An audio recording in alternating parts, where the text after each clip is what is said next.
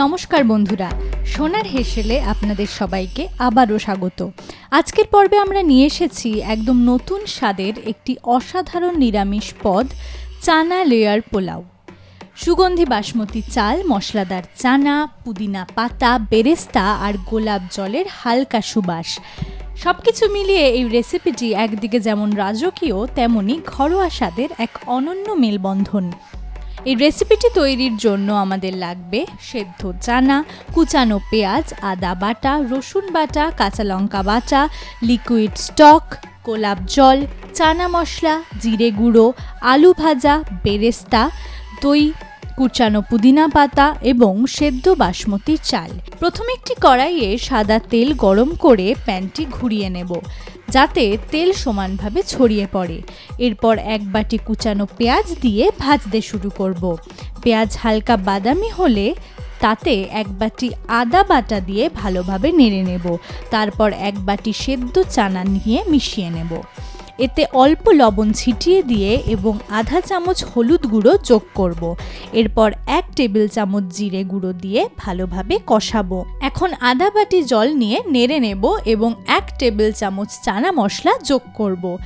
আবার সামান্য জল দিয়ে মিশিয়ে নিয়ে আধা টেবিল চামচ লবণ দিয়ে পুরো মিশ্রণটি ভালোভাবে রান্না করব যাতে চানা মশলার সঙ্গে সুন্দরভাবে মিশে যায়। এরপর শুরু হবে লেয়ার তৈরির ধাপ। প্রথমে রান্না করা চানা মিশ্রণের মধ্যে অল্প লিকুইড স্টক মিশিয়ে নেব। তারপর তার উপর এক স্তর সেদ্ধ বাসমতি চাল ছড়িয়ে দেব। একটি বাটিতে দই ভালো করে ফেটিয়ে তরল করে নিয়ে সেই চালের স্তর ওপর দিয়ে ছড়িয়ে দেব অল্প করে। এরপর পুদিনা পাতা, বেরেস্তা ছড়িয়ে দেব। তারপর আবার একটি চালের স্তর তৈরি করব এবং একটি চালের স্তরের উপরে আবারও চানার এই মিশ্রণটি এবং তার উপরে অল্প আলু ভাজা ছড়িয়ে দেব। অবশেষে আবার একটি চালের স্তর দিয়ে তার উপর দই, বেরেস্তা, পুদিনা পাতা, আদা কুচিয়ে দেব এবং হালকা করে গোলাপ জল ছিটিয়ে দেব। এবার পাত্রটি ঢেকে কম আঁচে প্রায় 5 মিনিট রেখে দেব যাতে সব স্তরের স্বাদ একসঙ্গে মিশে যায়। পরিবেশনের সময় গোল করে কাটা শসা, টমেটো ও পেঁয়াজ দিয়ে সাজিয়ে পরিবেশন করলেই এটি হয়ে উঠবে একেবারে রেস্তোরাঁ স্টাইলের পদ। ভারতে পোলাওয়ের ইতিহাস বহু শতাব্দী প্রাচীন, যার সূত্রপাত মূলত মধ্য এশিয়া ও পারস্যের রান্নার প্রভাব থেকে। মুঘল যুগে এই পোলাও ভারতীয় উপমহাদেশে আরও জনপ্রিয় হয়ে ওঠে। চাল, মশলা, মাংস বা সবজি একসঙ্গে রান্না করার এই পদ্ধতি ধীরে ধীরে বিভিন্ন অঞ্চলে নিজস্ব বৈচিত্র্য লাভ করে। এরই একটি নিরামিষ রূপ হলো চানা পোলাও, যেখানে ছোলা বা চানা প্রধান উপাদান হিসেবে ব্যবহৃত হয়েছে। উত্তর ভারতে, বিশেষ করে পাঞ্জাব ও উত্তরপ্রদেশে চানা দিয়ে তৈরি পোলাও দীর্ঘদিন ধরেই একটি জনপ্রিয় পদ। সময়ের সঙ্গে সঙ্গে ভারতীয় রান্নায় লেয়ারিং বা স্তর তৈরির কৌশল বিশেষ গুরুত্ব পেয়েছে, যা মূলত বিরিয়ানি রান্নারই একটি বৈশিষ্ট্য। পশ্চিমবঙ্গে, বিশেষ করে কলকাতাতে পোলাও ও বিরিয়ানির জনপ্রিয়তা ঐতিহাসিকভাবে গভীর। নবাবী আমলে আওধি রান্নার প্রভাব কলকাতার খাদ্য সংস্কৃতিকে সমৃদ্ধ করে তোলে।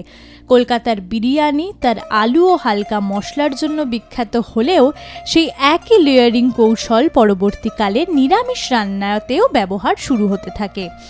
বর্তমান সময়ে কলকাতা ও পশ্চিমবঙ্গের শহুরে খাদ্য সংস্কৃতিতে এই পদটি ধীরে ধীরে জনপ্রিয় হয়ে উঠেছে।